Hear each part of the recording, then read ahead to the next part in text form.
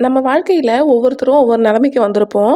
ஆனா, அந்த நிலைமைக்கு அப்புறம் வந்துட்டு நம்ம யோசிக்கிற விஷயங்கள்ல ஒண்ணு வந்துட்டு என்ன இருக்கும்னா, மறுபடியும் நமக்கு இந்த ஒரு நிலைமை வந்துரவே கூடாது அப்படின்னு சொல்லிட்டு, ஒவ்வொருத்தர் லைஃப்லயும் ஒவ்வொரு விஷயம் இருக்கும். என்னோட லைஃப்ல இருக்க விஷயத்த நான் ஷேர் பண்றேன். உங்க லைஃப்ல இருக்கிறத நீங்க ஷேர் பண்ணுங்க.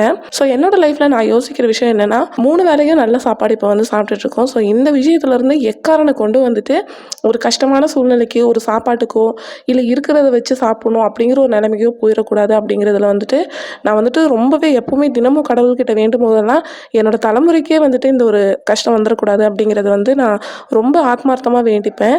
இன்னைக்கு லஞ்சுக்கு வந்துட்டு தினமும் காய்கறி சாப்பிட்றோம் அப்படின்ட்டு வழக்கமாக நம்ம வந்து கடலை குழம்பெல்லாம் பண்ணுற மாதிரி தான் பச்சைப்பயிரை வேக வச்சு எடுத்த பின்னாடி அதில் லைட்டாக வந்து தேங்காய் அரைச்சி சேர்த்துக்கிட்டேன். சப்பாத்திக்கு சாப்பாடுக்குன்னு சொல்லிட்டு எல்லாத்துக்குமே வந்து வச்சு சாப்பிட்றதுக்கு நல்லாயிருக்கும். பால் பாயசம் வந்து பண்ணியிருந்தேன். பையன் நிறைய சாப்பிடுவான் அப்படின்னு சொல்லிட்டு அதையும் எடுத்துட்டு மிச்சம் இருக்கிறத எடுத்துக்கொண்டு ஃப்ரிட்ஜில் வச்சாச்சு. உங்கள் வீட்டில் என்ன லஞ்சுங்கிறதே மறக்காமல் கமெண்ட்டில் ஷேர் பண்ணுங்கள்.